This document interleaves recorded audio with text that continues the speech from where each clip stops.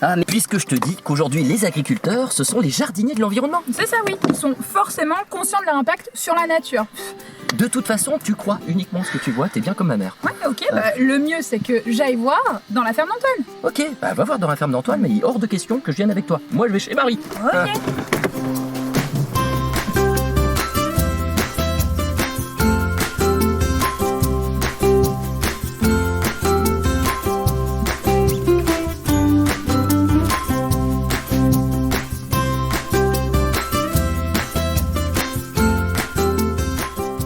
Quel beau métier Antoine quand même là. On est au milieu des fleurs, au milieu de nulle part. C'est super joli.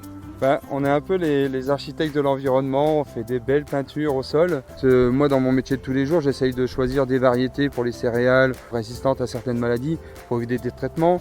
J'associe des fleurs, des bandes fleuries à mes légumes pour éviter d'avoir des pontes de papillons. Tout ça c'est pour limiter l'impact environnemental au niveau des traitements. C'est important pour moi de considérer l'environnement et d'y être attentive.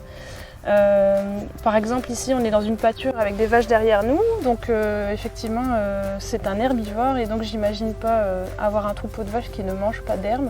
Voilà, ici on est dans une parcelle c'était une friche, enfin pas une friche mais de l'herbe, une jachère.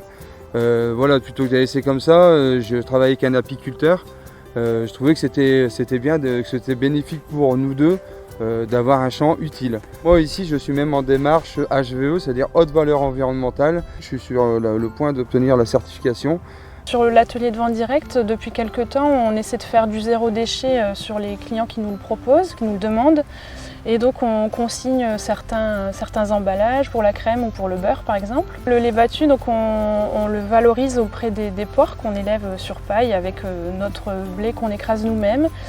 Et on valorise ce lait battu issu de l'atelier de vente directe. Je me suis impliquée dans un projet bas carbone et donc l'idée c'est vraiment d'être sensible là-dessus. On fait un état des lieux là ces temps-ci et puis on le refera dans 5 ans. Et l'idée c'est de voir la quantité de carbone que j'aurais réussi à stocker davantage, et notamment grâce au pâturage et puis plein d'autres leviers qui existent. Voilà. Bah super, bravo Marie, merci. Alors, Il n'y a pas à dire, les initiatives en faveur de l'environnement et du bien-être animal, c'est incroyable. c'est incroyable d'être des bandes fleuries, des initiatives pour tendre au zéro déchet, au zéro carbone, des ruches pour polliniser des champs complets. Mais c'est complètement